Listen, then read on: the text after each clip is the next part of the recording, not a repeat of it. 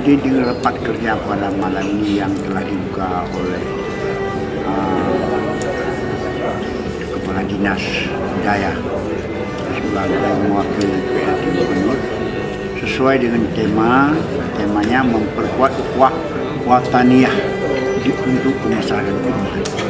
Ini yang sebenarnya yang sedang kita pusatkan pikiran untuk memperkuat ukhuwah wataniyah itu, karena negara kita yang begitu majmuk dan Aceh juga salah satu daripada bagian negara Indonesia yang paling ujung barat.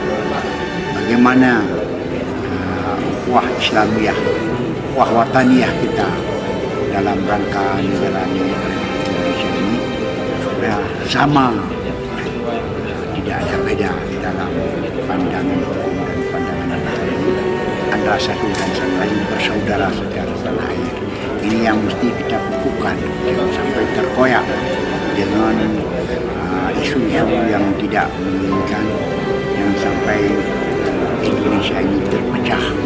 Walaupun kita ini bukan satu suku, tapi tetap kita dambakan dan harapkan tetap dalam pemerintahan.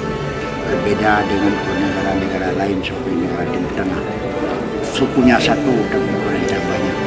Tapi Indonesia ini sukunya banyak tapi negaranya satu. Itu yang selalu kita lakukan dengan ukhuwah wataniyah kita ini. Maka dengan ada rapat kerja ini akan semakin kokohnya ukhuwah wataniyah untuk kemaslahatan umat dan untuk negara NKRI. dan Indonesia, Rabbana taqabbal minna anta sami'ul tawwabur rahim.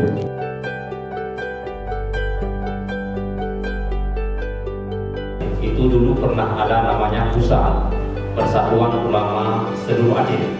Di Samalanga ada sosok yang namanya Ayah Hamid. Yang mulia Walid, Oleh Pak Wadid Binwas, Kadis Pendidikan Daya.